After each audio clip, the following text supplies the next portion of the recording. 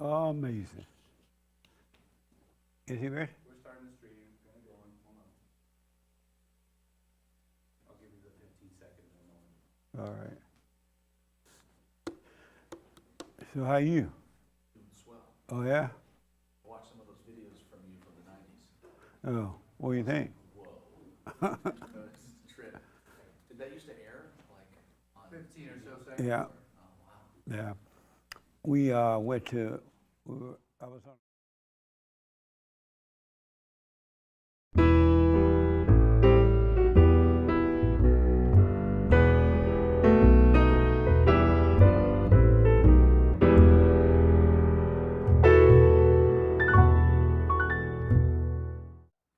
So what? Smoke crack. Good morning. Welcome to church. I'm Jesse Lee Peterson. Thank you so much for being with me. You can get involved by going to our chat line on YouTube. Hake will respond to your questions or comments. All right? Merry Christmas. Merry Christmas, everybody. Amazing. Y'all did y'all little shopping yet? Don't go to the mall, you get beat up. You have to do it online now. Any questions or comments or anything from anyone? Yes, sir. I got a little bit to say, not a lot. Yeah, right. This is what I'm trying. I wrote it down because I know I'd be nervous and forget about it. I have been going through hell over the last 2 months with my family, work, and health. And I think the reason for it is that I'm letting the devil or Satan live rent-free in my head, unfortunately. However, I have a question, and this is my question. My question is, what is the secret to becoming mentally strong? Like, what are the top 5 things to becoming mentally strong? I asked the congregation, the members, because I don't have the answers, obviously. Good question. It's amazing you had to write all that down. Because but I understand. That's good. I'm nervous. You're nervous? I'm nervous Oh, about okay. saying this. All right. So you want to notice I 5? want to know what's the secret to becoming mentally strong. Oh, That's my okay. question. All Like, right. what are the top 5 things? If the audience can help me. He want to out. respond to 1, and she want to respond to 2, and he want to respond to 3, and he want to respond to number 4. All right. Remember the numbers. What's the 5 top secrets to becoming mentally strong? Right? That's the question, right? Okay. I guess it would be getting rid of your thoughts for one. And, Okay. Number 1, get rid of the thoughts. And number 2? Stay with the silent prayer. Number 3, stay with the silent prayer. Number 2.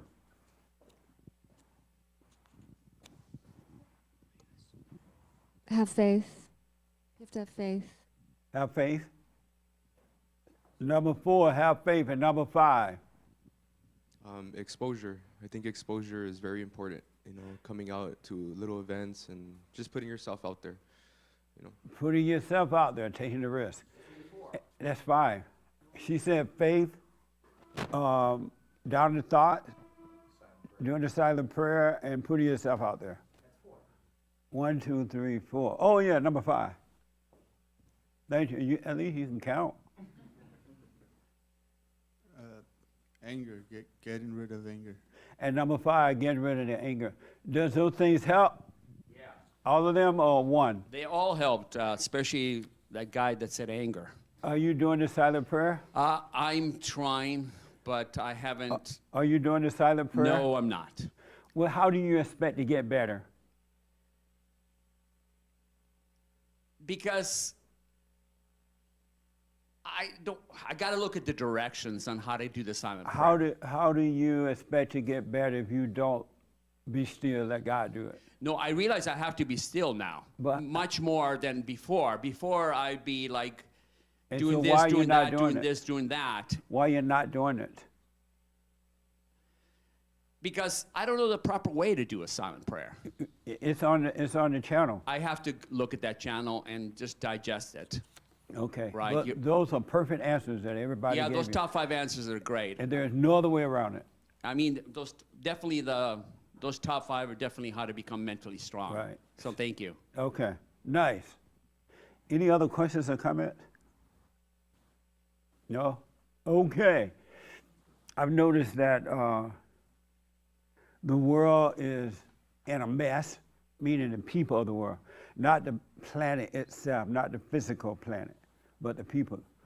And I noticed that it's sick because nobody, or a few, very few, one or two people are afraid to stand alone. And as a result of people being afraid to stand alone, they all think the same, they act the same, they overreact the same, they have the same feelings, and they all hide with crowds. Wherever the crowd goes is where they would go. And then if one man or woman, for whatever reason, break away from the crowd and decide that they're going to stand alone, then the crowd go after that person to try to destroy that person, whether it's a man or a woman. It's like that in families and everywhere. And I've never seen such mess before. I've never seen a society where finding someone that's willing to really just stand alone and let life happen is rare. It's so rare. When I was growing up, it was everywhere. People stood alone. They didn't mind standing alone. And as a result, the country was on its way to greatness because there was open discussion about anything, debates, and it didn't matter if you agreed or disagreed. People were not afraid to put their, debate, ask questions. And that's gone now. And we have sick, weak, pathetic people. And so as a result, Satan is just having his way. He's having his way. It's no wonder they're cutting off body parts of children. They're doing whatever they want because everybody's the same. There's no light. And we're supposed to be the light of the world, salt of the earth. And there's no light. It's just darkness everywhere. And not just in America, but around the world. When I counsel with people and talk to people, the words are the same, the reactions are the same, the fears are the same. I would counsel with some people this week and everybody had fear. I'm like, what are you afraid of? And 9 times out of 10, they were afraid of what others thought about them or disagreements, standing alone. They was insecure. They didn't want, because people always build an army against the person that's standing alone. They didn't want to have to deal with the army. And these was like Christians and non-Christians alike. It wasn't just a secular word. So I'm wondering, why be a Christian? Why even call yourself a Christian and be a coward? Why? Just don't call yourself a Christian. Unless you say, I'm a cowardly Christian.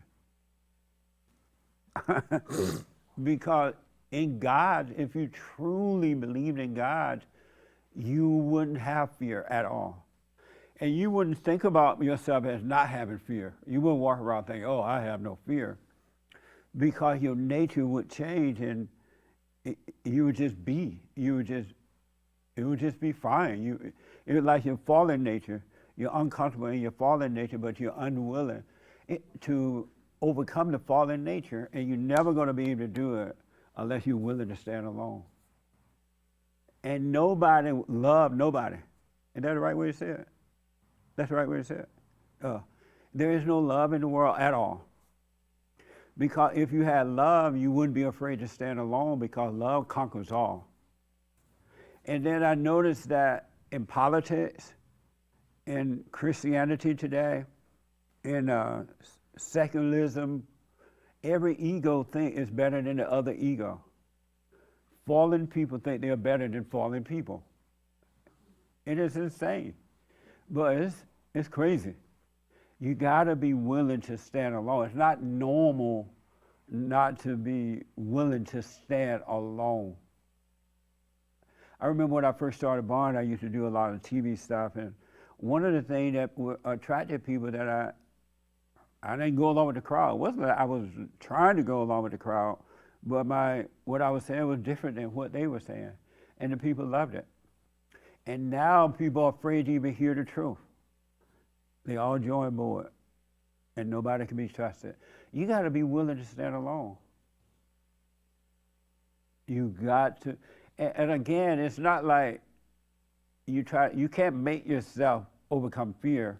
You can't make yourself be an individual. It has to happen naturally. And it's only going to happen when you get to know yourself. Because it's being afraid and joining the crowd and sounding like the crowd and acting like the crowd is a state of being. But it's an abnormal state that you're living.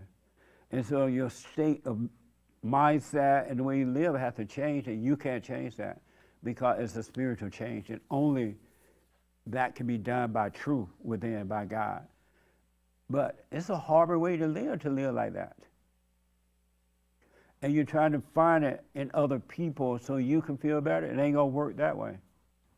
It doesn't come through people. It comes from God. It doesn't come from anyone, nobody but God.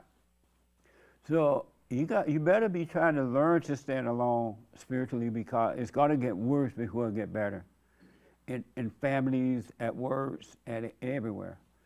And trying to get that identity from human beings is not going to work. I interviewed a couple of preachers on my show, and one, I think maybe both, but one preacher, he knew the Bible, he has degrees, he went to theologian school, whatever you call them, but he didn't know the kingdom of heaven is within. He didn't know about that at all. He didn't know what that meant. I think he said he heard about it, but he too was looking on the outside for the answers. And the answers are not on the outside. And I discussed that with him. I'm sure I'm like, well, no, you can't look outside for the answers. It's not here, it's not there. And they're waiting on, it's something going on in the Revelation book that they're reading, and they're waiting for God to return, or Jesus or somebody. They're waiting for him to return. I'm like, didn't he already come back? But they're waiting. It reminds me of, aren't the Jews waiting for a disciple too, or somebody? A Messiah? He's already come, and he lives in you. It is done. The New Testament done it. It was completed. And so all you got to do is live from within so you can live the completed life. It's already done. The devil's been defeated. You have life, have no fear, perfect love casts out fear, and it's already done. Amazing. Yes, sir. So what you're is this on?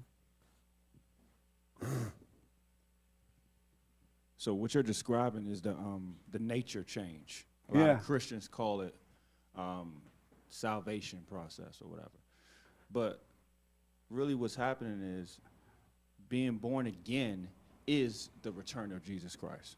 A lot of Christians don't know that either. They're looking for the Messiah to come, like the Jews are looking for a physical Messiah to come back when Jesus has already came.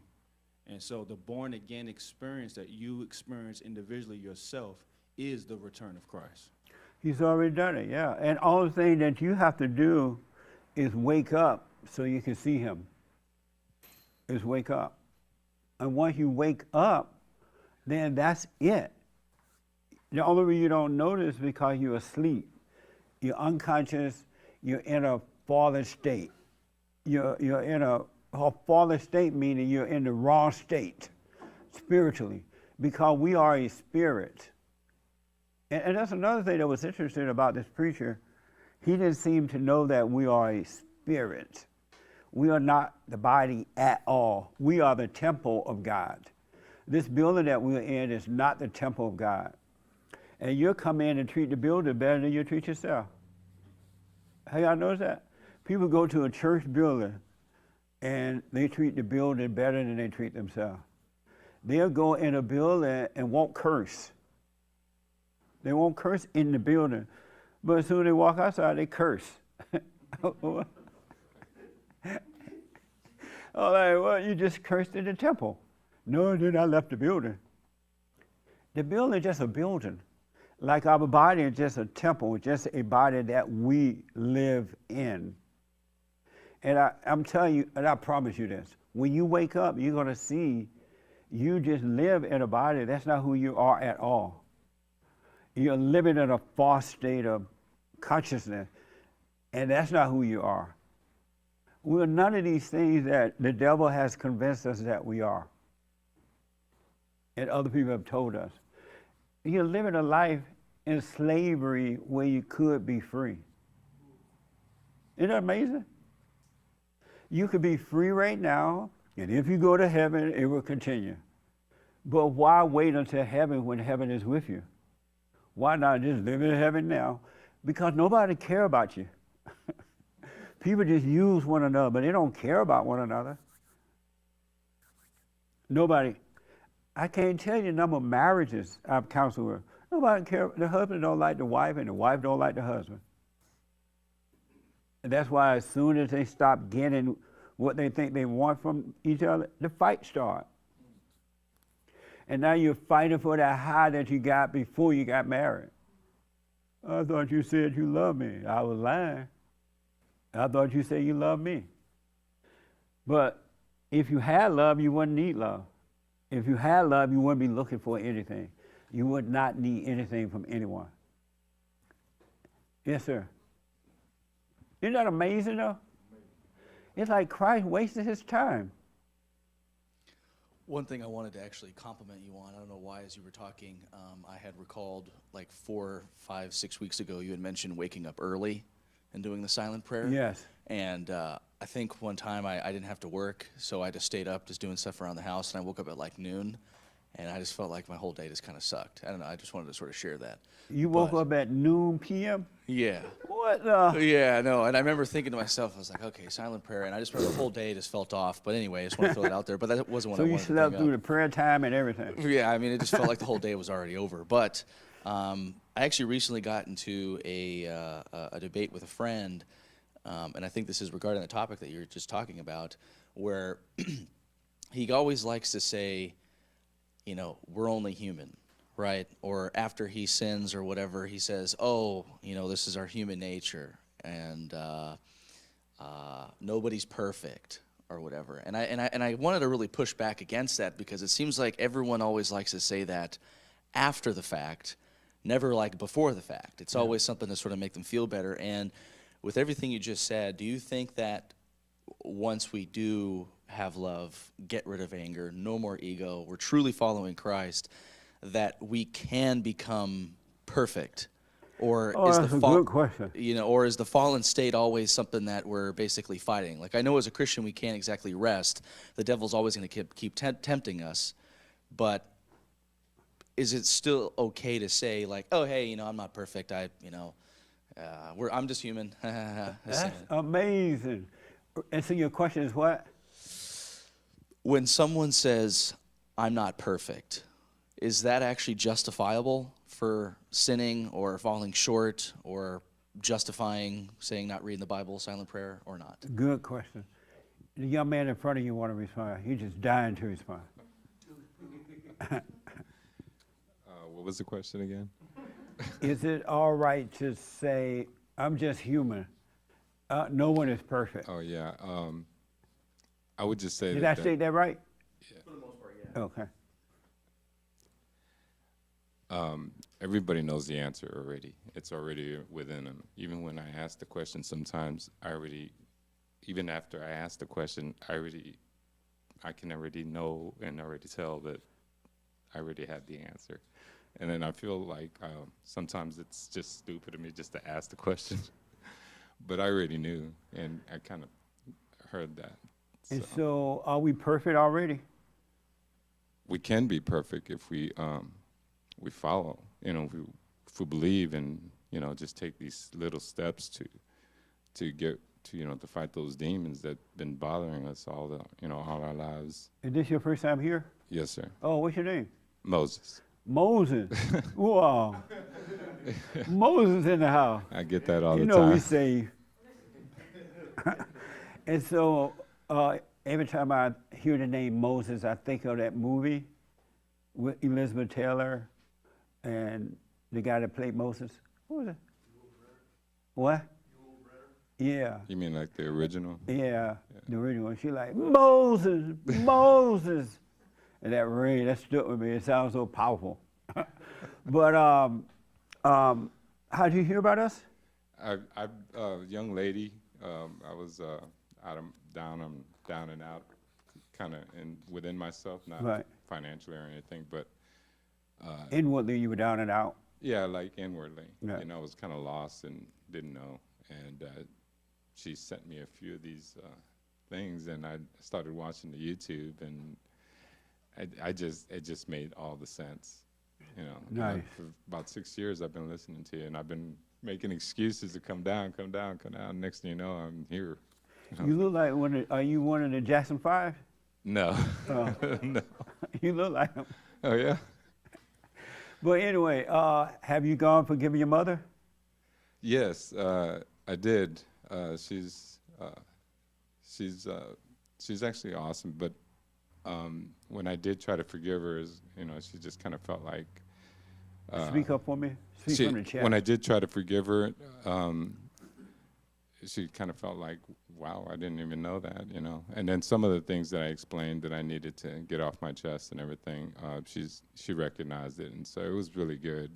Right now our relationship's a lot better, a whole lot better. And when you say she's awesome, a woman that couldn't admit she was wrong at first, what made her awesome? It wasn't that she. Well, I guess so. I mean, when I look far in the past, I guess those times when those events are happening and those obstacles are happening, I guess she couldn't admit that. But were you afraid to face her? I just was, trying to pinpoint what I needed to say, what I needed to explain to her that probably was my hang up all my life or something like that. Yeah. You know? And what made her awesome? You said she's awesome. Because she's open-minded. She doesn't, she's not confrontational. I mean, when I grew up, like 12 to 15 years old, I probably got a belt on my butt, but she's not confrontational if I talk back or stand up for myself or something like that. Oh, okay. Yeah, And how about your father? open-minded. I'm sorry? You forgave your father? I never knew my father. You never knew your father? Yeah, I And think. you have an awesome mama, you never knew your daddy? Well, after not having a father all my life, I know his name because I lost my Social Security card. But so I had to go get it, and I seen his name, but never tried to go look for him. Why not? I don't know. I really don't know. I don't even know if he's alive anymore. But all this whole time without a father, I just realized got closer to the Father.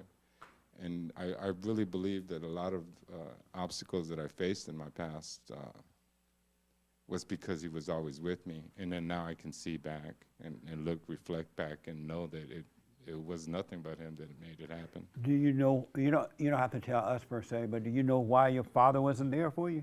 Oh, back in the day, if you didn't court somebody right, or you don't ask the father for the hand in marriage, or and stuff like that, the father comes out with a shotgun and chase you away.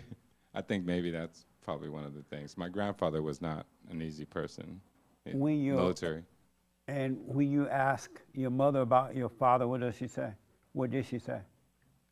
Oh, she said he was military too, and I thought, well, all of a sudden he was like this super soldier, and I thought, well, Captain America was my father. But I just joking around about it. But that's what she says. And he was in the military, so. Why don't you find him and ask and find out? That sounds great. I got my life leading. And you got what? I'm leading my life now, and a lot going on. I don't know if. And there's no part of you that would like to just know him and find out about him and see him? I mean, I get an instance every once in a while. Yeah. So why don't you do it then? I don't know. I don't even know where to start. At the beginning. I tried that, and all I get was different stories and stuff. So. Oh, you tried to find him? I tried younger when I was 18, 20. Yeah. And do you know his family at all? Any of his folks? No, not at all. And do your mother know any of his folks? No. Not she told you she didn't? Not that she shared with me yet. Yeah. I mean, it's interesting. I'd like to talk to her about that. Yeah. You should find your father. Yeah. And then hear his side of the story, because the people who are telling you about him are not telling you the truth. I bet. No, I'm sure they're not. I bet. You can bank on it. Yeah. You can call up Bill Gates on this one. They're not telling you the truth about him. Well, I have a question. When I do silent prayer, and my understanding is that if you're when you do silent prayer for however long, you begin your day in the presence of God. Is that correct? Right. Well, Right. you do. And so Well, some people, along they the still day, get- Satan's trying to jump in there, right? But it's less effective, so to speak, when he tries to do it because I'm in the presence of Father, right? Right. Right. And the more you stay present, Yes. he cannot get in. Yeah, because He has to bring you out of the present into an illusion of a past or a future or something like that. yeah. But as long as you stay present, he cannot touch you at all. I noticed that, and this gentleman back here said that he stayed up till noon, missed prayer, but he's right. You can go out the whole day and it'll fall apart right before your eyes, Yeah. and you can feel the difference. Yeah, You absolutely. can feel it. It's very It's tough. interesting too, when you stay present, you feel nothing. Mm. It just is. Yeah, and I don't have to think about it or plan about Right. it, plan anything, and everything that I needed to be done happens, It does. and I get things done quicker. So, Absolutely. isn't that crazy? That's amazing. It is amazing. Amazing, man. Amazing. And so stay with this. You're doing the silent prayer, right? Yes. Stay with it, stay with it, stay with I it, stay know. with it. And you haven't seen anything yet. Oh, I know. You really haven't seen anything. It's awesome. He's going to change your whole mind about everything. Mm. And you can't even imagine how he's going to change it because the imagination cannot even imagine the things of God. It has no communication at all Wow. because it's of the devil. Wow. Amazing. It's an honor being here and meeting you. When I seen you, I go like, wow. Right there, he black. Wow, he black. That's what I thought. I saw myself on Dr. Field, and I was like, so black? I'm like, why they have me so black? What? Nah.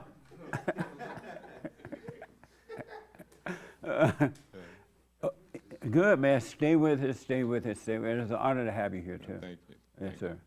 sir. Yes, sir. So going back to my friend right here, his question about freedom. About being of perfect. Being perfect, yeah. So I noticed that happens a lot too with people who are trying to look down on Christians. They'll say, well, you guys aren't perfect. Right. And the Christian even say, I'm not perfect. Right. Nobody perfect. We're just human nature. They would say the same thing. Yeah, but the thing is you can be perfect in your choices and your decisions. What do and you mean by do. that? So if we're in tune with God, and if we are being still and knowing ourselves, we can recognize the deceptions of the enemy, and we can make decisions that are right in the moment if we stay present. Yeah. And so that's the perfection that we need to strive for, not, making sure that, I do every single thing correct or I look bad before the world. It's that in-tuneness that you have to have with the Father that keeps you in the present. And then Okay. God will lead you on each decision that you make. Amazing. The young man behind you, can we be perfect Can we be perfect? in this body? Can we be perfect? I believe we can be close to perfect. It's hard to be perfect, but And why is that? I think because we make like a lot of mistakes, along our way, like that we don't mean to intentionally make, but sometimes like just words come out, spew out, that we don't really mean, but A in word the may, heat of the moment. a word may come out, you don't really mean it. Yeah, like Oh. for instance, like a father and son or something. Like if they have an argument, like sometimes both parties, say things that they don't really mean. Yeah. And it's just out of anger in the heat of the moment. But deep down inside, there's a bigger like foundation of love. Oh, you know? okay. So, This your first time here? yes, my first And time. what's your name? How did you hear about it? My name is Caesar, and I heard about you guys on YouTube. Oh, see. Yeah, I've been watching a lot of YouTube. I Gracias. really enjoy it. Yeah. Welcome. Any questions about anything? Right now, at the moment, I don't have any, but I'll think of some. Yes. Nice. Well, welcome, man. Yeah, thank you. I appreciate it. One other person want to respond to, is it possible to be perfect, that right? Right? And people say, I'm not perfect, we're just human, and you want to know, can we be perfect or are we perfect? Is it attainable or? Is it attainable? Okay, nice. Francisco, you want to respond to that? Yes. Yeah. So, going to the Bible, In the Word. it talks about that in Scripture, and one of the ones that we all know is, be ye perfect, be perfect. And what I kind of understand about that means is that, okay, yesterday I made a mistake on the math test, and okay, I screwed up over here. But, tomorrow I'll do better on that test, I'll pass that test. And so people always, especially your people that are against you, always point back to your past to tell you what you did wrong. That's what the devil does. He reminds you of the past or makes you dream about something in the future. So can we be perfect now? Yes. Yes. How? That's what he want to know. Well, oh man, my thought kind of, but being present, being still, and just That's how being we aware. Can be perfect. Okay. Yeah. Yeah. The young lady got the last word. She want to respond to that. Can we be perfect now? I was gonna say I don't know, but now I feel like Speak up for me. Speak from the chest. I was gonna say that I don't know, but I believe we can, because if all we have is this present moment, if we are always present in the present moment, and you are in love, in your spirit of love, then that to me would be perfect. Is this your first time here? What's your name? How did you hear about us? My name is Lee J, and I heard about you on YouTube. Well, welcome. Any Thanks. questions about anything? No, not yet. Nice. I can absolutely guarantee you, without a doubt, not even a second thought, we are already perfect. We are already perfect. He came, he finished, it is done. And the only reason you don't know that we are perfect, you don't know that you're perfect, is because you're living in imagination, what she was saying. You're living in thoughts, and you're believing that this fake identity is yours. You're believing that the nature of the devil is you. You're believing that the vices, the thoughts, the feelings, and all that stuff is you, and it's absolutely not at all. It's an illusion. And that's why when you go and forgive, the Spirit of God forgive you for judging His image. Because when we judge others, because we are created in God's image, we're judging Him. We're judging the image of God, right? And so when you forgive, He will forgive you, and now your spirit is of love and not of hate. And so you no longer identify with hate. I mean, you start to see, once you get the spirit, come back to the Father like that, you will see that the spirit of hate, of anger, which is hate, is that of the devil. It was never you. You're already perfect, just living in the body. So when people say, oh, I'm not perfect, every human being, they're in a fallen state they cannot see. But it's done already.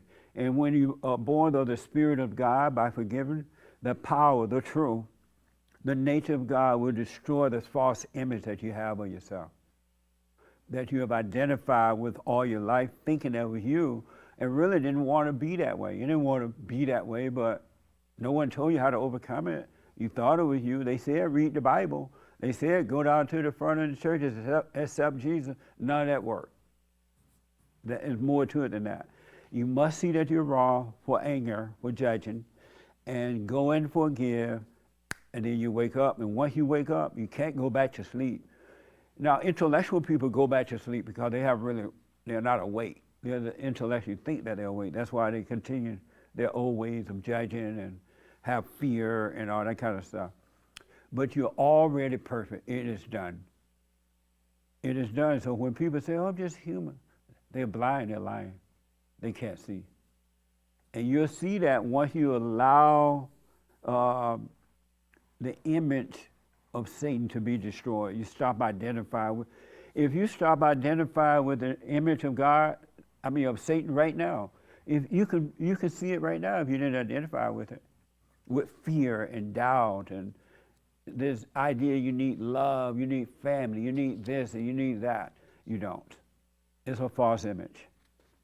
And then you love everybody with perfect love.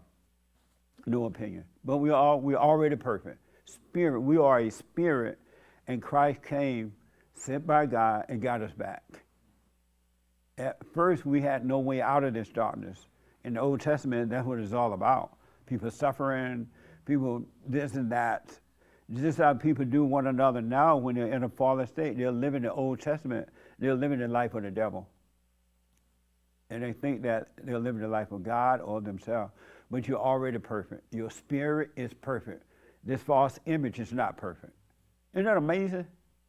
And when you do the silent prayer, stay with it, stay with it, stay with it, and allow life to happen, allow yourself to feel the fear, allow yourself to feel the doubt, and relax in it, you're going through this false image of yourself. And on the other side is freedom. But you got to go through it. You got to shake your boots. You got to be willing to be alone. You got to be willing to go through it and not reach out for anything. Isn't that amazing? You had your hand. Go ahead. And then I want to get to the biblical question. How would you be able to break that down for, like, say, like a 10-year-old who is sort of dependent on parents in a way to where, you know, you were just talking to Moses here, not about parting the Red Sea or anything, but, you know, basically we're talking about his, you know, his father and abandonment and his mom. It's like, how would you condense that to, like, say, a 10-year-old who's currently living right through that? You know, would you talk about silent prayer? Would you talk about, hey, you don't need anybody? A 10-year-old living through what? Going through the hell? Well, right. You know what I'm saying? Going through the hell? Like, how would you prepare somebody ahead of time, you know, when they're so young and they might not be able to comprehend what you're saying? Just tell them don't be angry. If kids can stay away from the anger, they'll be fine. The only reason that they get caught up in illusion is because nobody tells them, hey, don't be angry. Yes, that was wrong, but don't be angry about it. And that way they don't get caught up in their imagination. They don't get so caught up with the feelings. And as they get older, it'll be easier for them to drop everything and continue to live. But the parents don't tell the kid, hey, don't be angry. If they get angry, the parent get angry at the kids for being angry. And it just adds to the problem. But if parents say to the children, you know what, I'm wrong. Or even if I'm not wrong, don't be mad. Because you become like whoever makes you mad, right? You take on that identity. But if the parent is telling the little kid, don't be angry, they'll be fine. And let them speak up, tell them to speak up. If you disagree with dad or mom, speak up. Let me know. And if the kids speak up in the wrong way, and if the parent didn't take it personally because of their ego, they would still correct the child rather than saying, I'm grown, don't talk to me that way.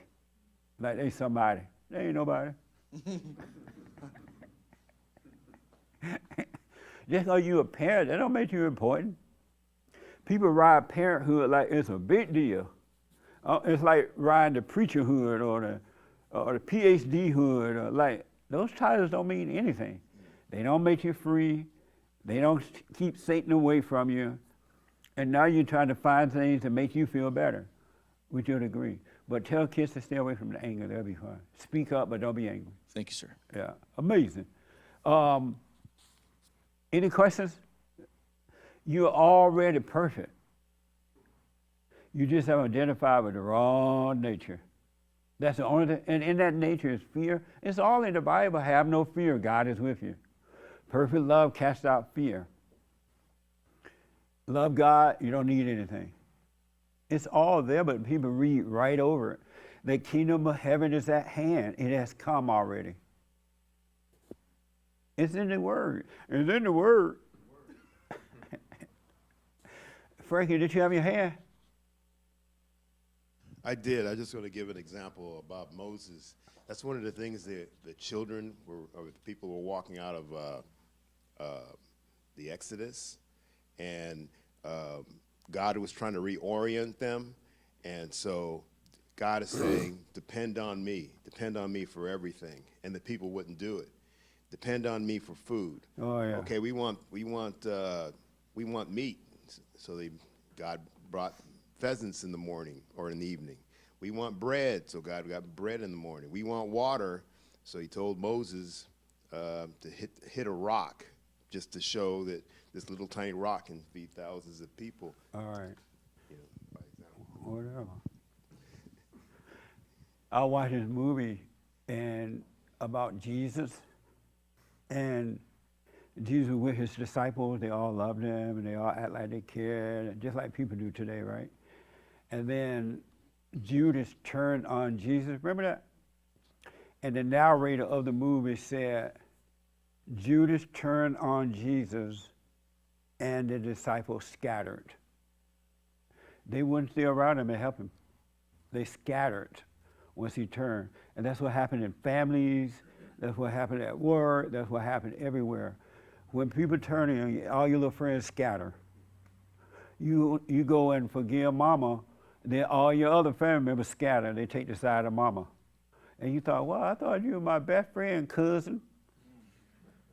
But they scatter. Have you noticed that? It's the same old spirit. But you could be free. I want to get to the biblical question for this week.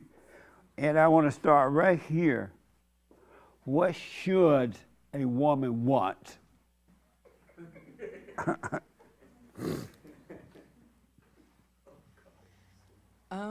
What should, this is an amazing question.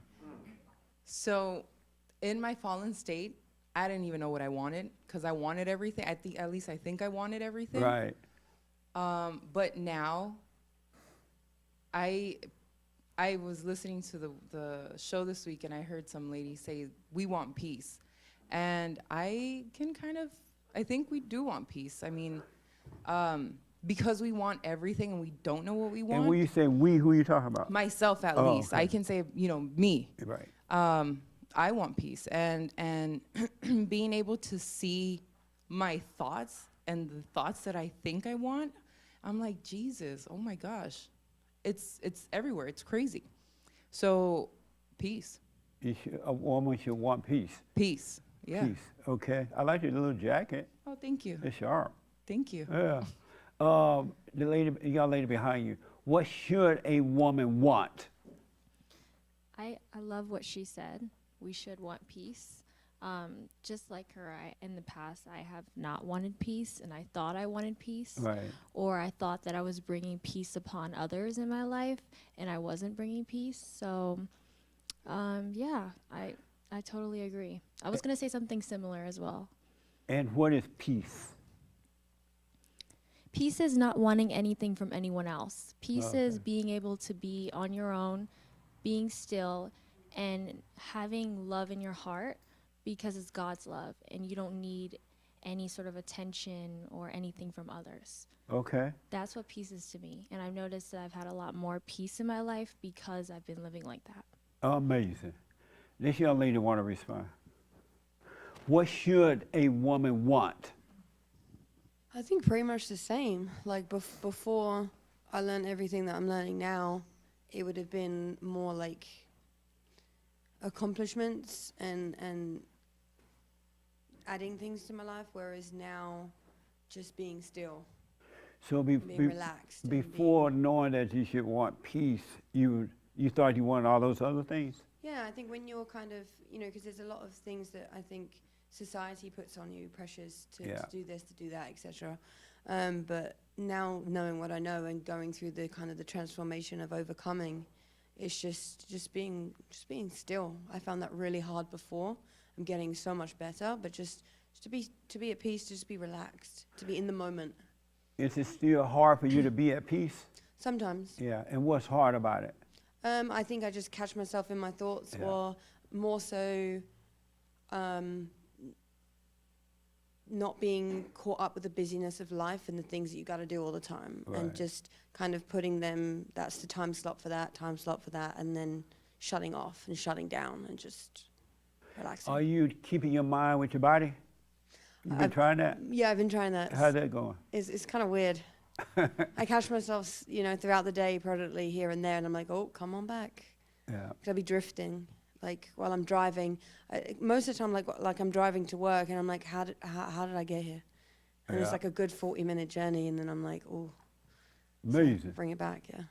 It's interesting keeping your body with your mind. It's like ain't nothing to do. And I'm like, well, ain't nothing to do. What the? It's like nothing to think about, nothing to do. All is well when the mind is with the body. It's only when you drift away that all this crazy thinking and worrying and I got to get this done, I got to get that. But when you keep the mind with the body, there's nothing to do. It's weird living a life with nothing to do, nothing to think about. I even remember thinking the other day, maybe I need to try to make myself think about something. And I'm like, no, I ain't gonna do that. But it's interesting to live in the present. This young man want to respond to what should a woman want? God, I'm not even a woman. So if a woman asks you, Mister, what should I want? And you would tell her what? Oh my goodness. That what you would say? Oh my goodness, don't ask me. I'm not a woman. Oh my gosh, what do women want? That's Not what do they want. What should they want? What should they want? Yes. There's books and articles all over the internet regarding that, and men are obsessed with what women want. But what do women want? Not what do they want, what should they want? What they should want? Wow. I guess peace of mind, happiness, joy, truth, stillness,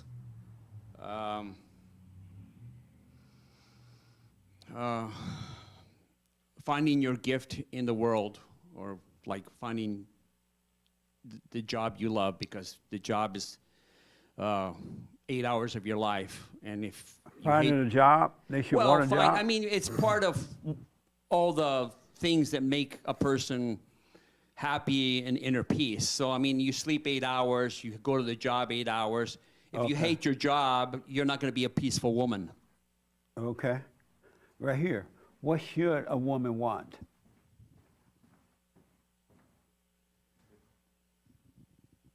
What should women want? No, what should a woman want? What should a woman want? I don't really know.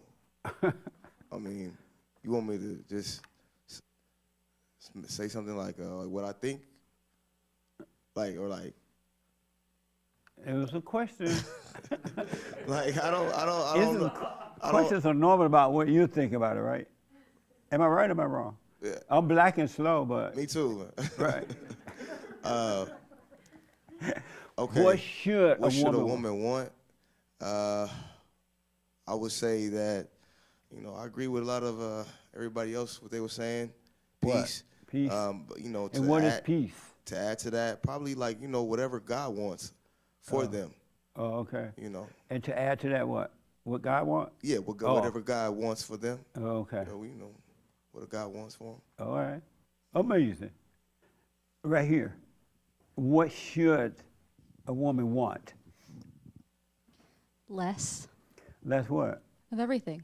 What do you mean? No. I think a woman should want to stop wanting things. Just want less, to be more like everybody else, at peace. But also I think that a woman should want to be a woman, like in her natural state, in the order of God, to just naturally want to be what God wants her to be, and as a natural lady. She's a lady. What should a woman want? It's amazing. I think peace. And what is peace? Peace, being content with what they are, what they have. Because I think if you start adding words like they should have joy or happiness, that's always a roller coaster. And that's always what? Speak from the chest. It's already a roller coaster. Oh, okay. And so she should just want peace? Yeah. Oh, okay. I think that's more stable than feelings. And what is peace? Being content with whatever you have. With whatever you have. Well, I don't want to put words in your mouth. Yeah. Okay. The young lady behind you, dying to respond. What should a woman want? My gosh, I feel like I should have asked myself this question my whole life, and I don't know if I ever have. You don't know what you want? I Speak up for me. I can't hear I you up don't here. I don't know. The mic is on? Okay. Speak right to the other louder. Yell at me the way you yell at your boyfriend. My instincts would just say that a woman should want to be who God wants her to be. Amazing. Doug want to respond. What should a woman want? It's all we biblical. Isn't this like an amazing question? Amazing. And I bet everybody thought they knew what a woman should want, right? Okay. What should a woman want? After careful consideration, I'm going to say she should want for nothing. And I say that because, like, for me, if I want something, it brings these expectations that are hard to live up to, right? It brings these thoughts of what, for instance, a lot of people mention peace. Now I got to think about what peace is really, or my thoughts tell me what peace is, and it's not. Are you saying that a woman should not want peace? I'm not saying it. I'm saying I'm saying nothing. She should want for nothing. But not peace? He's trying to get rid of the mic. I mean, everybody wants peace, right? So but shouldn't a woman want it too then? What the? I'm saying she should want for nothing and let life happen. So she shouldn't want peace? Right. Huh? Okay. No. Good answer, good answer. That wasn't an answer, that was a question. What I'm going to say she should want for nothing. This is a fellowship too, this is not a test. And I'm saying... Right? It's just a fellowship, we're edifying one another. I gave my answer. And what's your answer? She should want for nothing. So she should not want for peace?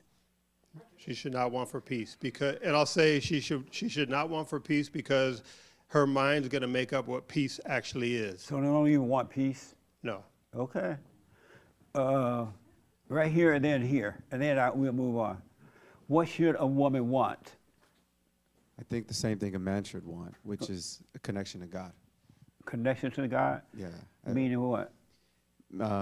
Meaning when we're all in our fallen state, man or woman, we're still affected by the same evil spirit.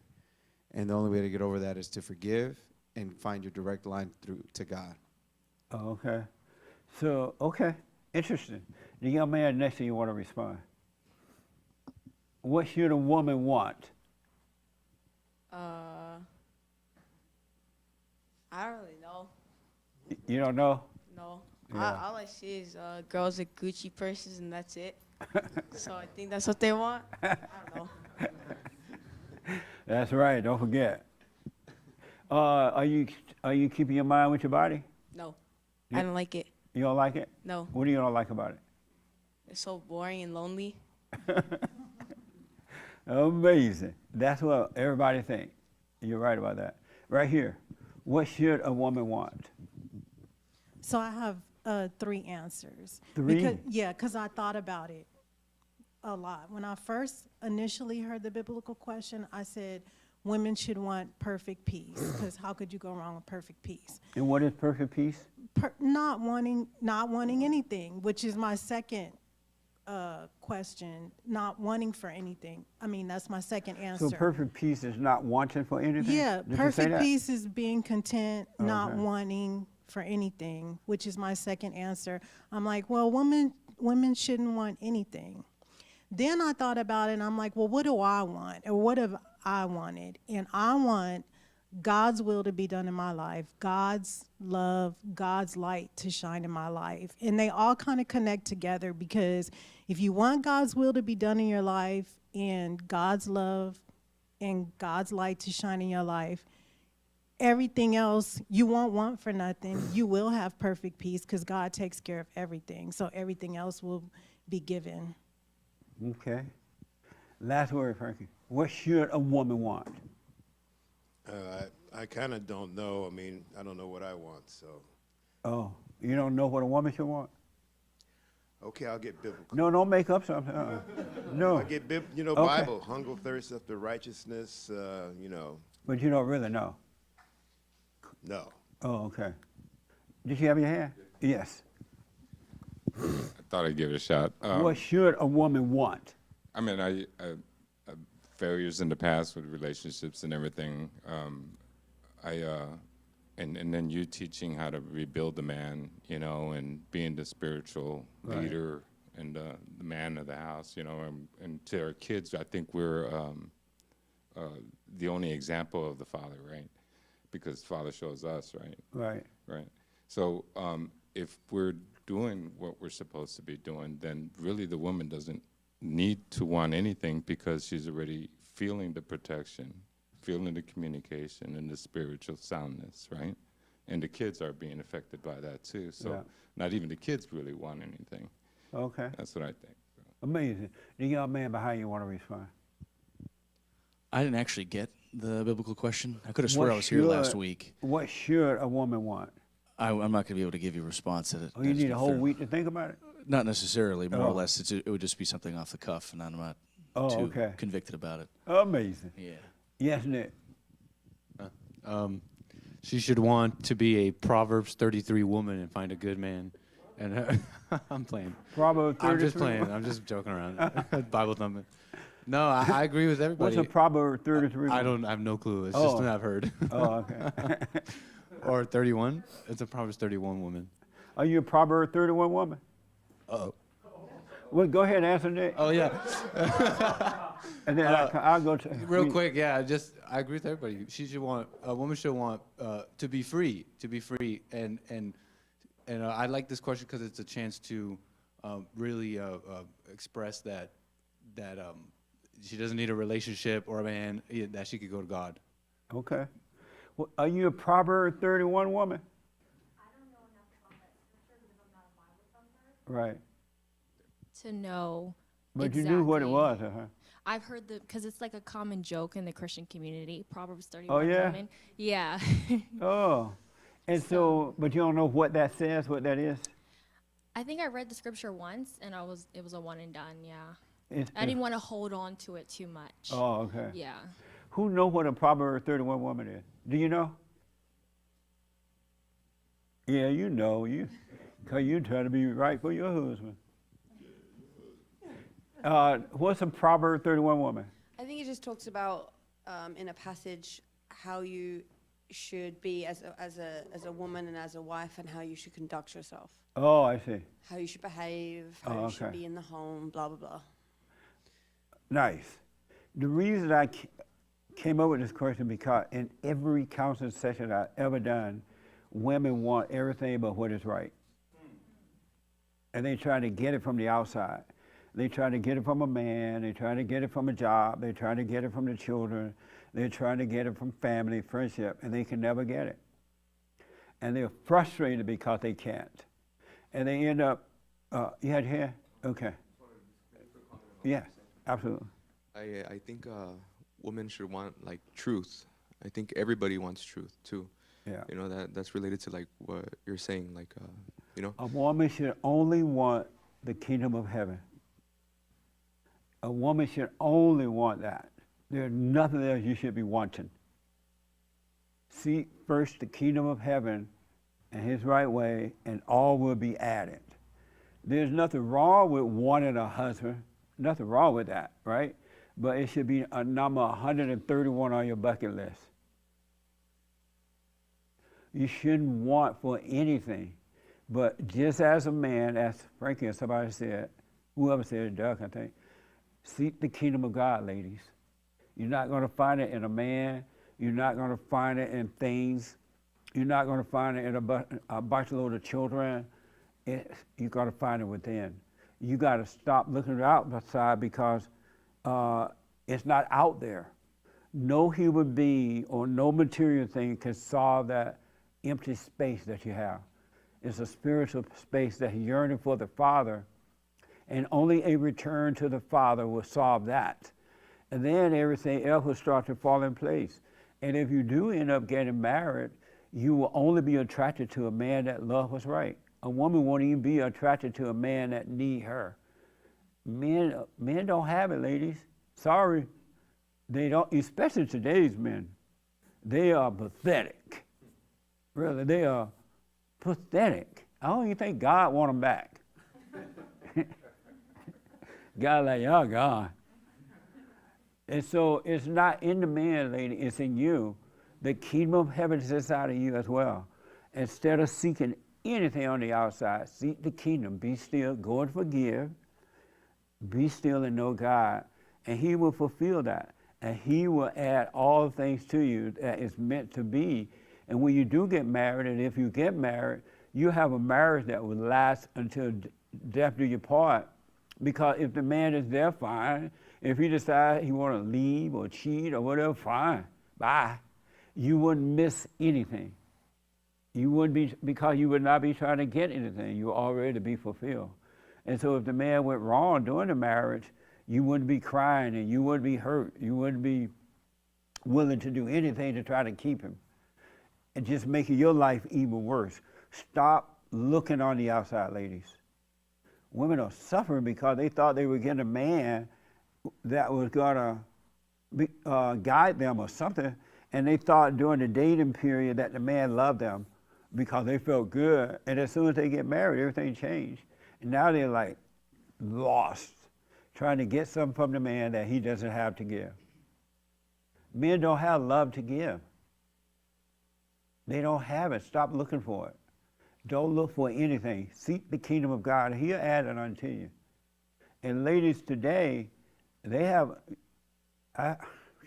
don't look outside, ladies. It's not there.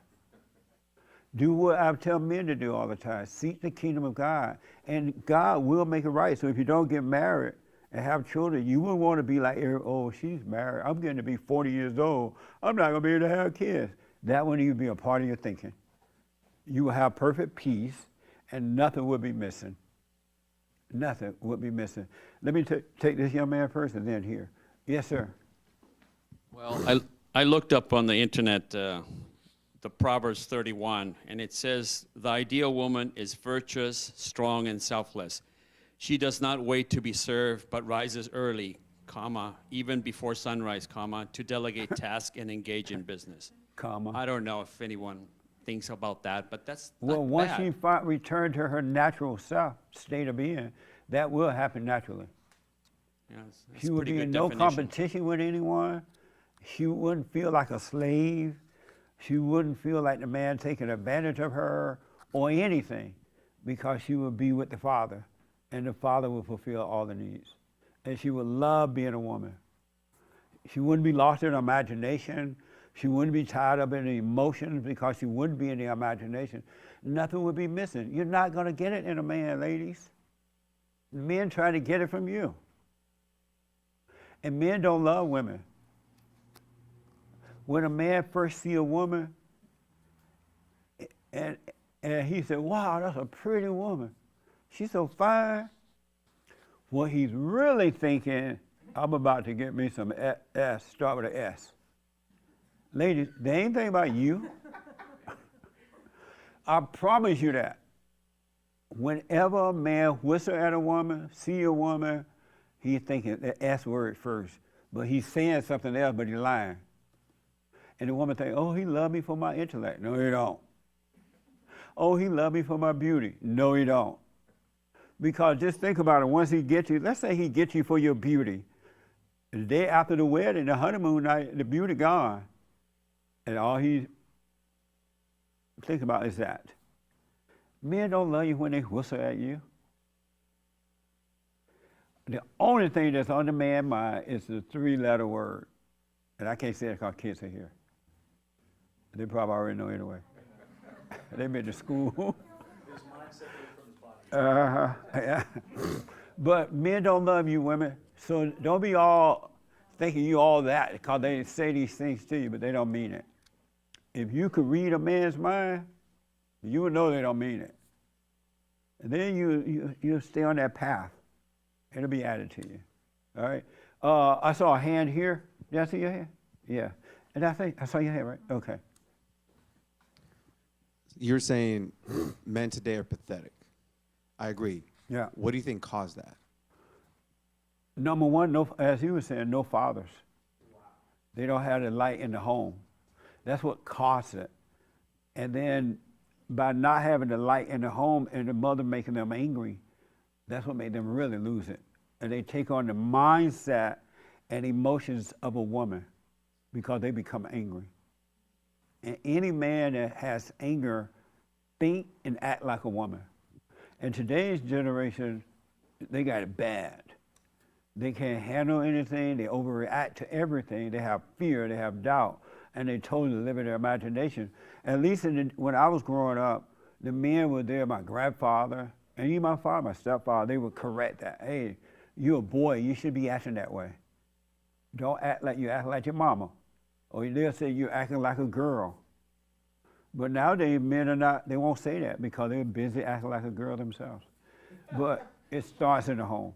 So what if the father is physically there, but he's also being run by the mother? It's a lesbian relationship. That's what it is. Two women in the home.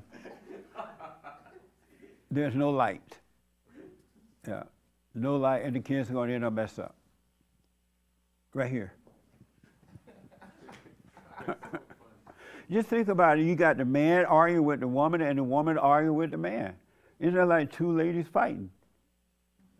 There's no light. If the man had the light in him, he wouldn't be fighting. He wouldn't be fighting with the woman, because nothing that she would say would hurt him. Nothing that she would say would make him doubt himself. It would be personal, and he'll be able to guide her out of it because he can take it. He's not into emotions, so he can take it. If you can't take the world, you're not going to make it. You're not going to make it. If you have anything you need from the world, and if you can't take the world, you're not going to make it. Because people are evil. They're worse than they ever look like. Because anger is being taught as love now. Anger is not love. Anger is evil. It's hatred. It is evil. If you can't take the world, you can't take criticism or whatever, you're not going to make it in this world today. You're going to be a bastard case. Be on drugs and medication and smoking pot. And why do you think they're selling pot now, give it away almost? Because they know you need it. Because you're not able to go without it. You can't take the world. Anyway. If women put the kingdom of God first, everything else they won't think about. It'll fall away. The desire to have a man or have a husband, that'll just automatically fall away, and it won't be a desire anymore. No, because their mind will be renewed. Yeah. God will, he will give you his consciousness, and in his mind, all things are already done. There is no want for anything. The woman needs to rise in consciousness as well, because she too is on a lower state of consciousness. And in that fallen state, which is the mind of the devil, you think you want this, and you think you need that, and you think you want it, and it never makes you happy. You're never satisfied at all. And you're not gonna be satisfied. You should be with your husband and not need him. And if he's right, he'll guide you, he'll be that perfect example, and you would love it. Because you would know what that is. You would identify with it. And it wouldn't be based on what you think. Well, I'm going to follow him as long as he do the right thing. That wouldn't even be a question in your mind. And because you don't know what right is. We don't know what right is unless we're living in the present. And we're guided by the truth. We're guided by what is right. Amazing. Thank you. I just wanted to say, it is when you say that, it's amazing. Like you can't even imagine like the things that God has for you.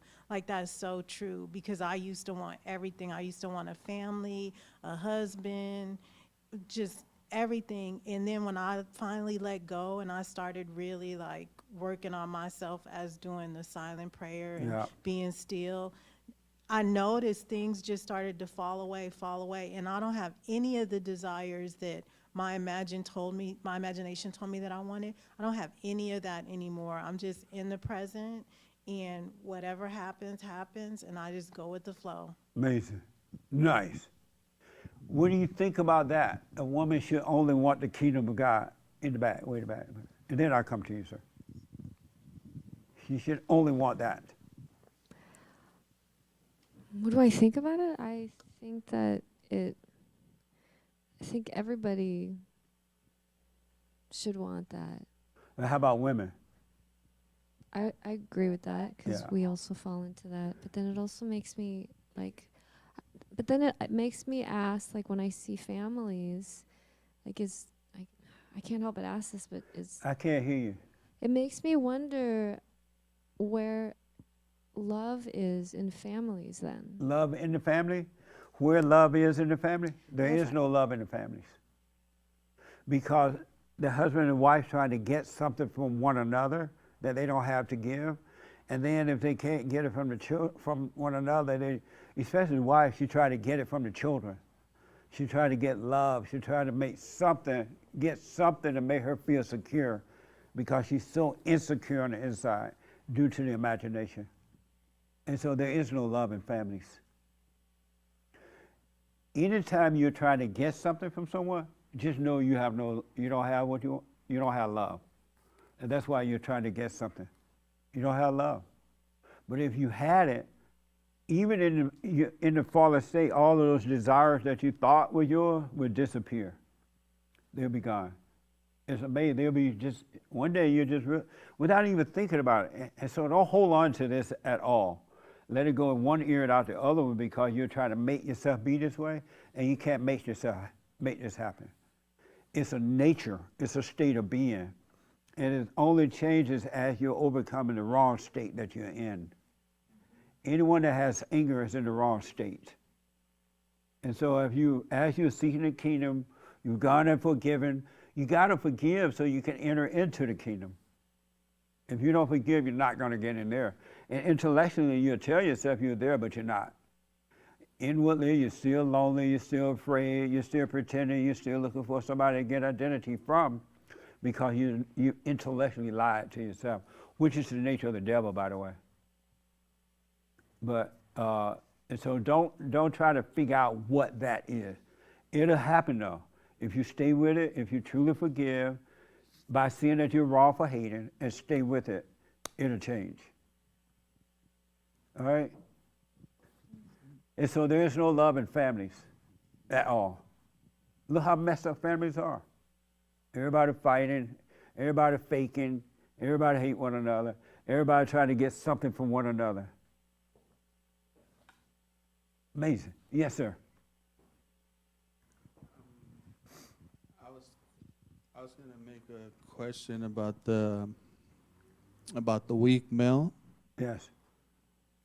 And you talked about it last week too, how these men put women up on a pedestal and they could sense a beta from across the room. Yeah. And women can tell a weak man right away. As soon as he approached her, she could tell this one is weak. But she'll play along so she could get the flowers and she could get the free drink and the free meal and all that. But in her mind, she knows that I got this one. I don't want this one for a husband. I'll take him if I can't find nothing else, but this one is weak. I was wondering if you heard of the word simp. Who? Simp. Yeah, I heard of that. Yeah, that's what they're calling it now. Oh, weak man? Yeah. Oh, simp? Simp. He's weaker than simp. Right. So ladies, when a man approach you at a bar and offer you a drink, you already know this anyway. Or they say, oh, they meet you on the street and they want to take you to dinner. What they're really saying to you, I'm just doing this for the sex thing. And you already know it anyway. That's why you still go home lonely, right? Even if you took the man home with you, as soon as he's gone, you're back to loneliness. It doesn't last. But if you seek the kingdom of God in his right way, as men should do, you will never be lonely again. And then the fight will end because you're not trying to get anything from him, and he is not trying to get anything from her, and they live a perfect life together. And they'll make some babies, and the kids will be amazing because they wouldn't go through the same hell. They will have love, the real love, not emotional love. So you'll start a new generation. And that's what God tried to do through human beings. He's trying to create love. He's trying to create love, and love conquers all. That's it. I actually wanted to make a comment on the being conscious with your body. Yeah, keeping your mind with your body. Yeah, I remember when you assigned that, and my first thought is like, this is gonna be the hardest thing ever, right? But I tried it during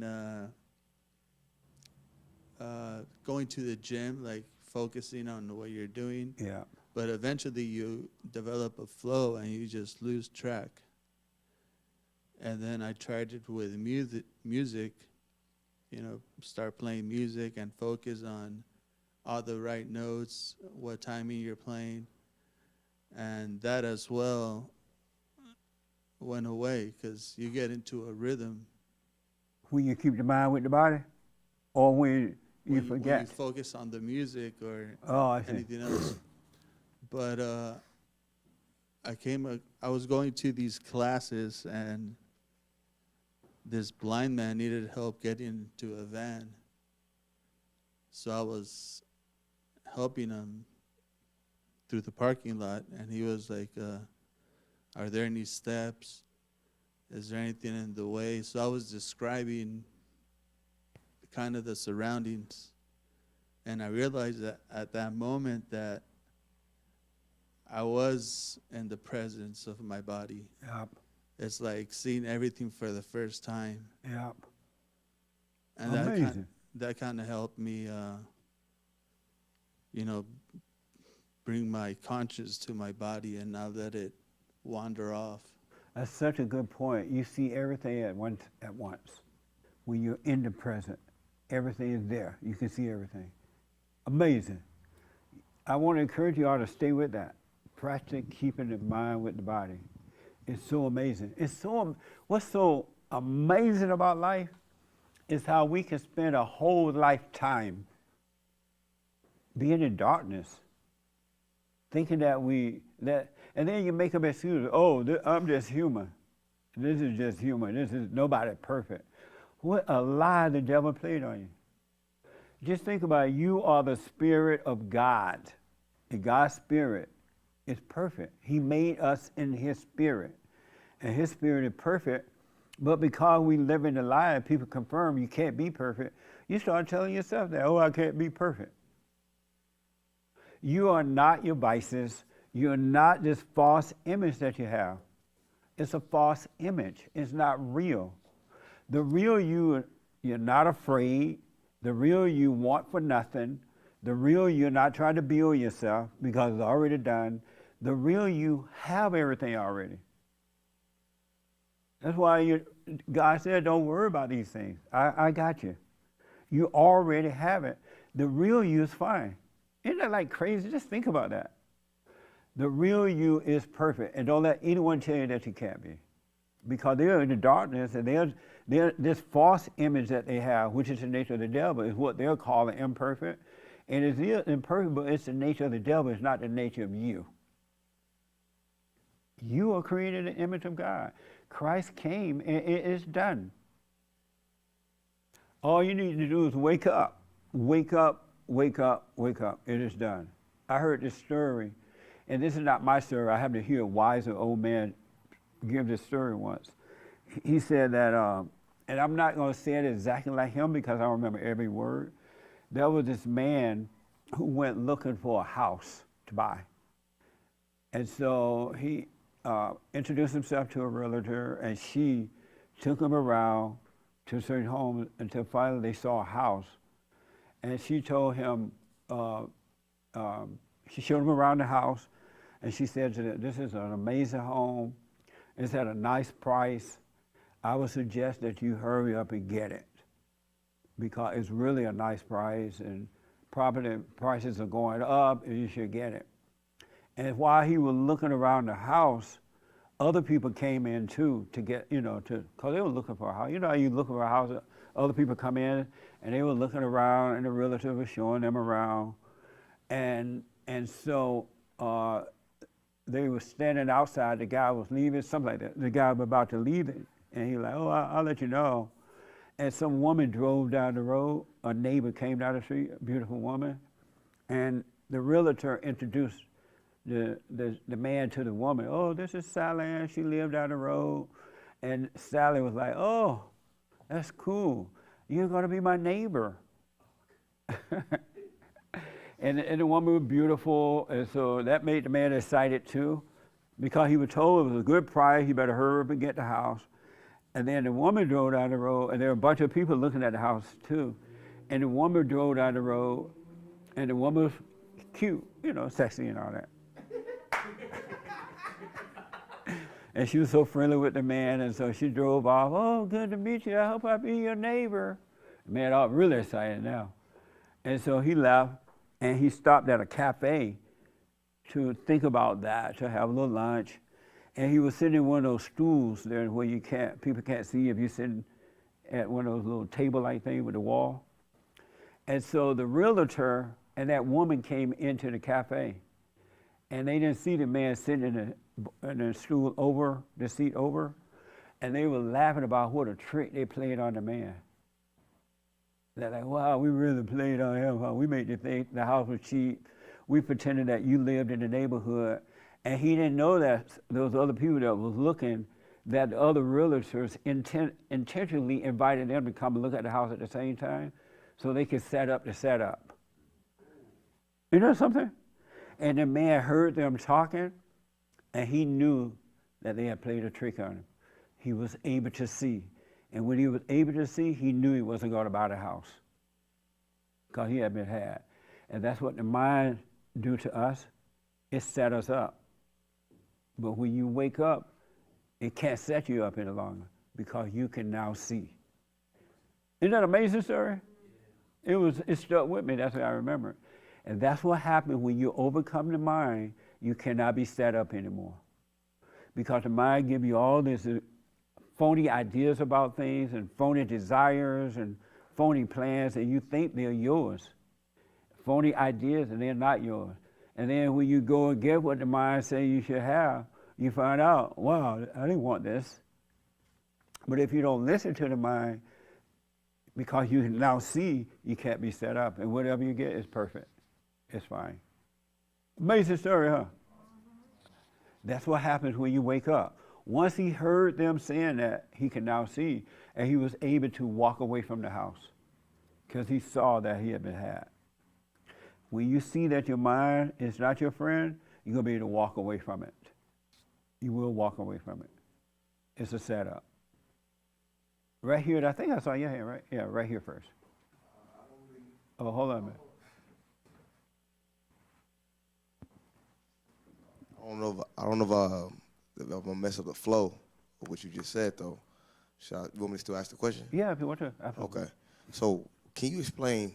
Keep your mind in you said mind in the body? Yeah, keep your mind where your body, like your body is sitting there in this room in that chair. Yeah. But your mind could be thinking about what happened yesterday, or what am I have for dinner today, or I had an argument with this person, now I'm thinking about that.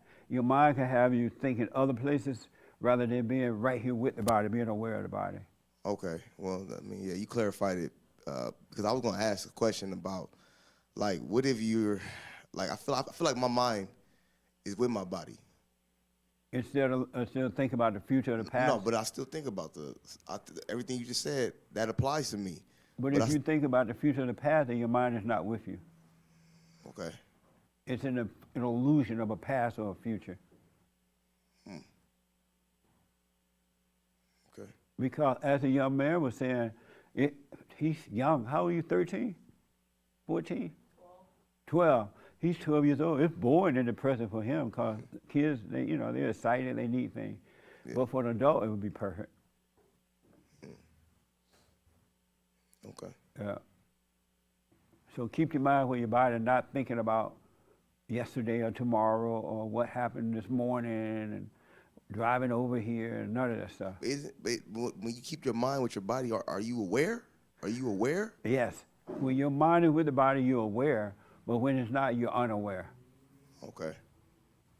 So, but like, can you be too aware? No such thing as too aware. You're either aware or you're not. Okay. All right. All right? I think I got it. Okay. Amazing. Yes, sir.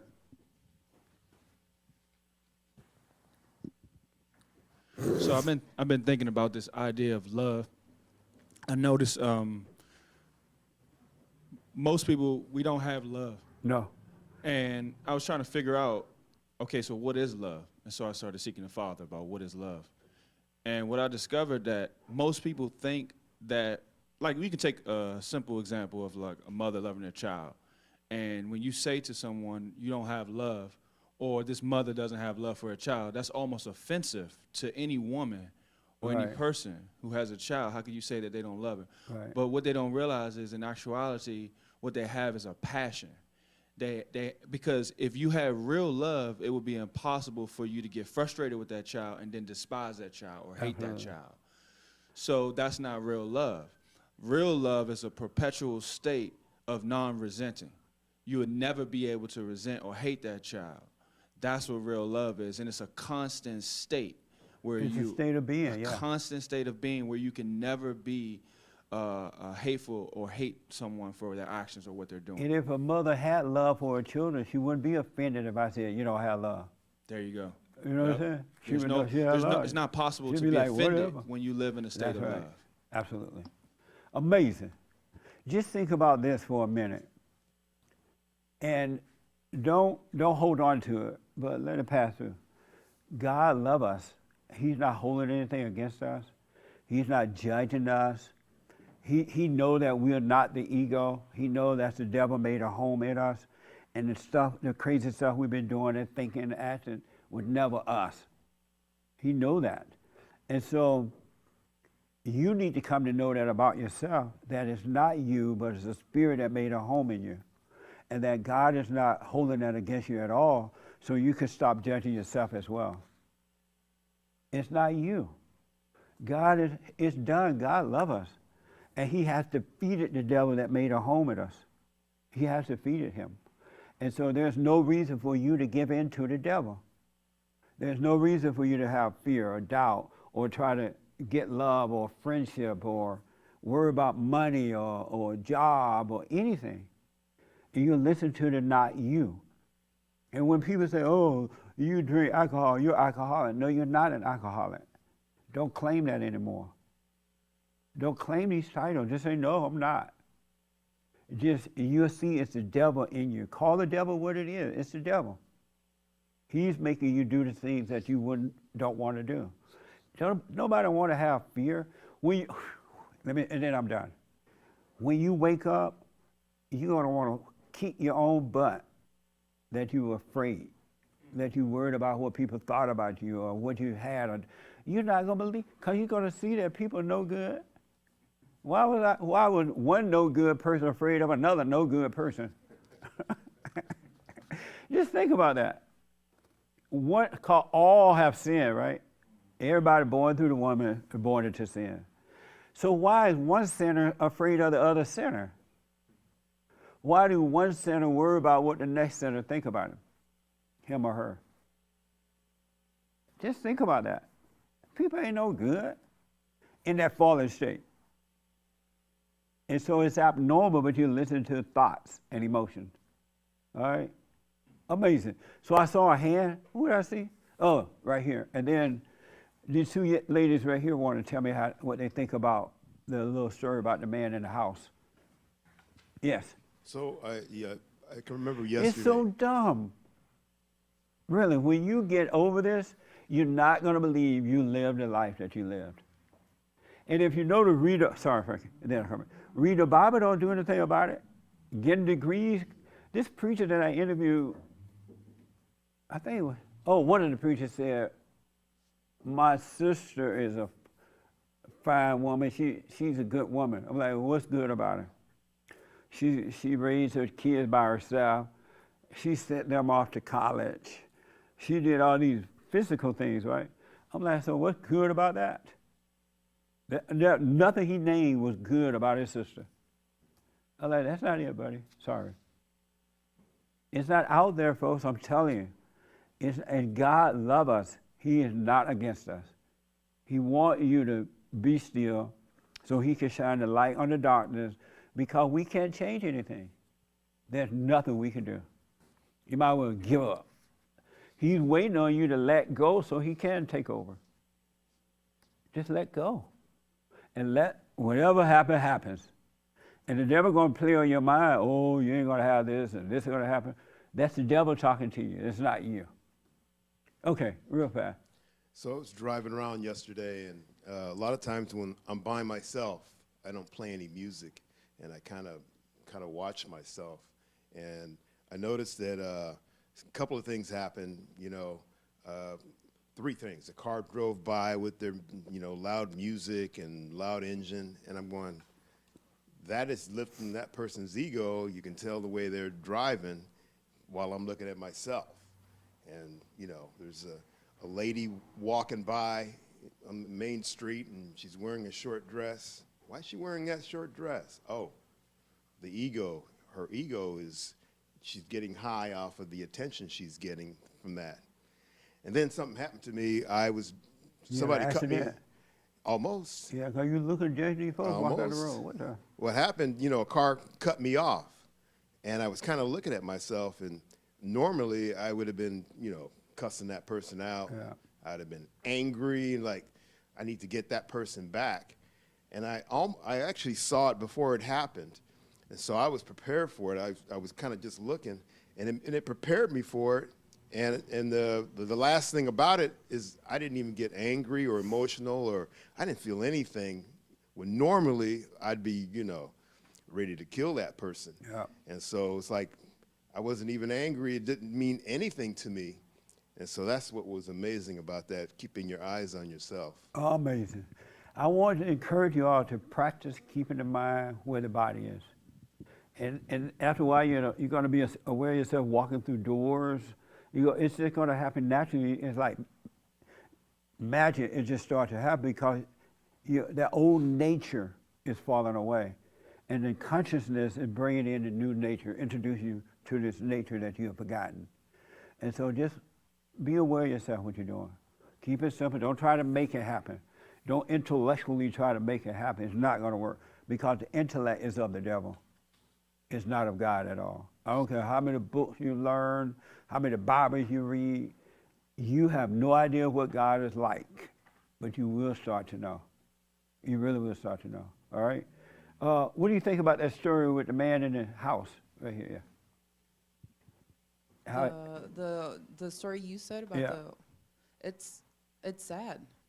It's sad. I mean, I feel like it happens everywhere you go anyway. Yeah. You're set up for this, really for failure, because they're pleasing their ego. But it's really, and the moral of the story is the way the mind set us up. Yeah. That story is, the mind does the same thing to us. It set us up to make us think we know what we want, or make us think this is the right thing, and make us think this is the right that or this. Yeah. It's a setup. Yeah. And then once you get it, you realize you've been played. Yeah.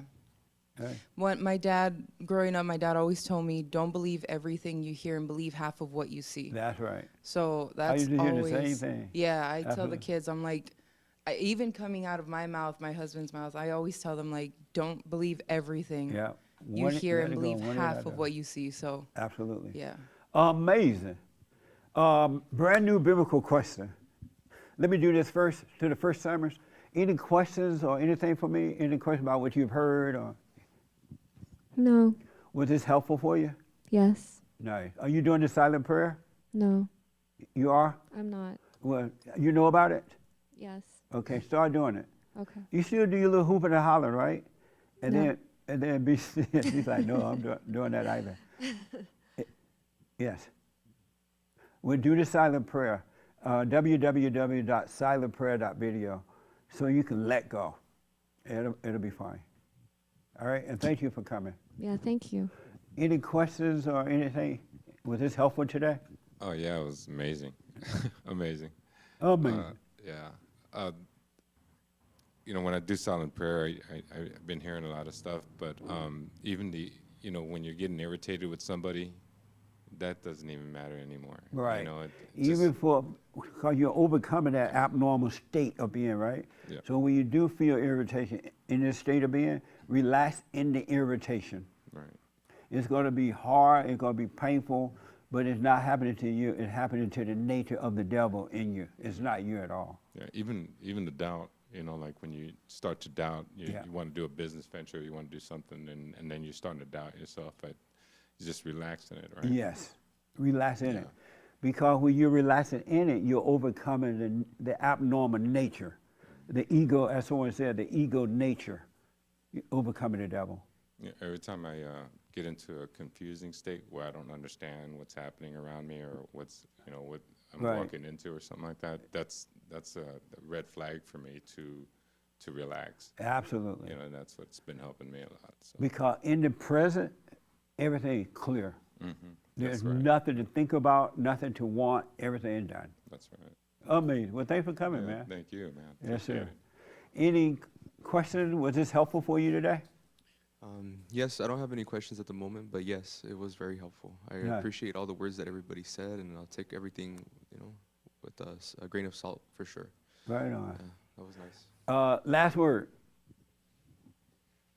Well, I definitely appreciate Bond Church. There's the wisdom of others is amazing. No man's an island, and no man has the answers. So it's a fellowship, so that's why I ask questions. Right because if I knew the answers, I wouldn't be coming here, or I whatever, right? I get a lot of wisdom from it, and and everybody's saying, "Well, why are you asking questions?" Because I don't know the answers. Right on. Simple as that. Nice. We'll start doing the silent prayer, all right? Okay. So brand new biblical question. Brand new. Which would you rather have, a life of certainty or uncertainty? Which would you rather have, a life of certainty or uncertainty? Isn't that an amazing question? I just need 3 people to respond. What would you rather have, a life of certainty or uncertainty? I think that I would like to have a life of uncertainty. A life of uncertainty? Yeah. You already have that? Yes, already. I mean, I guess I like to continue. And you like it? No, I don't really like it too much, but I think that when you have a life, when you have a life of uncertainty, I think that's what, what we're here for, is to be able to deal with those obstacles and be able to not let it, hurt us. So Okay. I think. So you want a life of uncertainty? I want. I don't know what I want really, but I mean, I want when you have a life of uncertainty and you're able to have that peace and you're able to take on the different endeavors. But do you have peace in a life of uncertainty? If I think you can. Okay. I think you can have peace. All right. Amazing. But, yeah. Do I want it? I'll answer it again next week. Yeah. Okay. We'll smoke on it. All right. Right here. Life of certainty or uncertainty? What would you prefer to have? I don't know. I'm with him. I think, no, certainty, but the fall in me. You rather have a life of certainty? Yeah. And why? Why? Because I would be in peace, like just peace without having to think of what if. Oh, But okay. living in the uncertainty, I guess I see what he means. It's fun. It keeps you on your toes. So I don't what do you want? A certainty.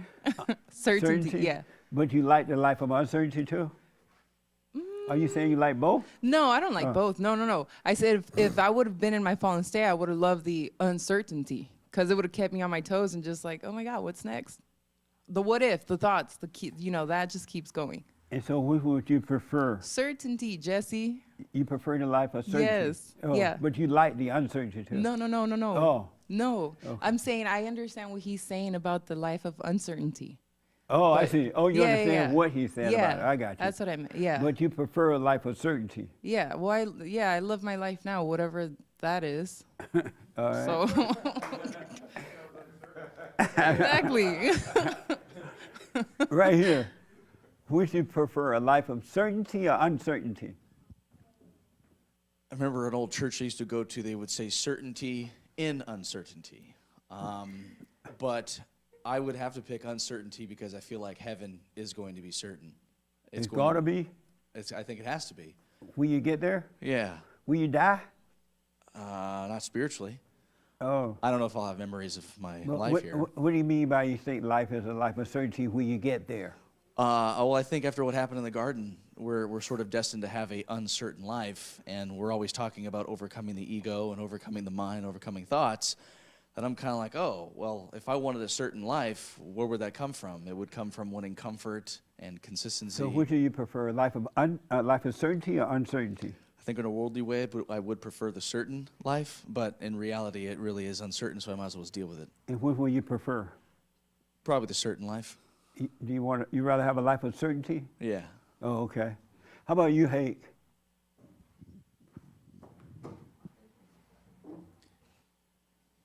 Which would I rather have? A life of certainty or uncertainty? I think I would rather have a life of certainty. And why? Because uncertainty leaves me feeling weird. Like it leaves. I don't like the feeling of uncertainty necessarily. Oh. But that's why you asked me this question off air, whatever. Right. But you asked which one is better, and I said uncertainty is better. Uncertainty. Oh yeah. Which life is better? Uncertainty or certainty? Yeah. Yeah. Okay. I said that uncertainty was better because of what his church said, that it's good to have certainty amid uncertainty. Like meaning like you have certainty what does that mean? Have certainty amid uncertainty. What that means is you know that you don't know, and you're okay with not knowing. Follow that? Right. I hear what you're saying. Yeah, that's what I mean. And so you prefer. But I prefer certainty. But it seems like uncertainty is better. Okay. Because uncertainty is based in reality, since we don't know. You think uncertainty is reality? I mean, the reality is I'm not as certain about a lot of stuff. Okay. Right. And so, one last time, you prefer uncertainty or certainty? I prefer certainty. Oh, okay. Last word. And I also have a question from the chat, Oh, okay. unrelated. And so, how did I state the question originally? You originally asked which is better, I think. Yeah, which is better? Is that how you're going to amend the biblical question? Yeah, which is better, a life Okay. of certainty or uncertainty? As opposed to which do you prefer? Right. Okay. Either way, it's the same question. Oh, okay. Yes. Uncertainty. Uncertainty. You prefer a life of uncertainty. Yeah. And why? I don't need to know. You don't need to know what? I just don't. I don't feel like I need to know.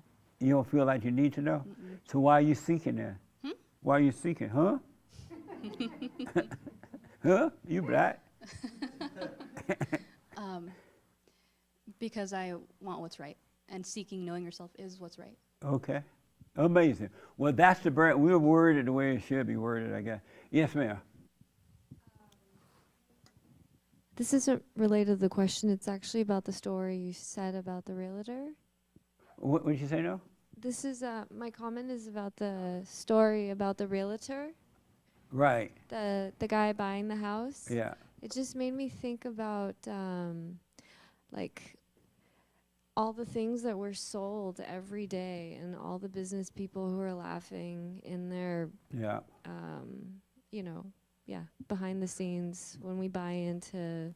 That was she was saying earlier, that people just trick you all the time anyway with stuff, make you think you want something you don't even want. Yeah, like makeup products where clearly they've had a lot of stuff Yeah. done and then they sell like hundreds of millions of dollars worth They of. make buku money off makeup product, and the ladies are just buying it, thinking they're It's pretty. wild. What an ego trip that is, huh? You're right. Yes, James, real fast. Okay, this is a question from the chat. SX Moneymaker SX asks, when do you find your purpose And how would you know that it is for you? Okay, good question too. You never find your purpose. So stop looking or don't look. It'll find you. And when it finds you, you will know it. All right? So do not look for it. It will find you. Your purpose will find you. All right? Merry Christmas again. Thank you all. I hope that this was helpful today. Become your own man. Become your own woman. Only seek the kingdom of God in his right way. And know that you have no idea what that means. All right? So even what we talked about today, let it go in one ear and out the other. Do not hold on to it, because you're holding on to intellectual knowledge if you hold on to it. It's good to get knowledge, but it's bad to hold on to it. So let it pass, all right? Do the silent prayer. Stay with ladies. Don't look for enough. Stop looking. Seek the kingdom. That way you'll never be lonely again, all right? Ladies Forum, right? I think this is the third Thursday, right? Yes. Ladies Forum, the last one for the year, is this Thursday at 7 p.m. It's going to be a hootenanny at 7 p.m., all right? Thank you all. We are way over time. Thank you for your donation, your support, and all that. Appreciate it. Thank you. It was amazing fellowship. Thank you, guys. Amazing.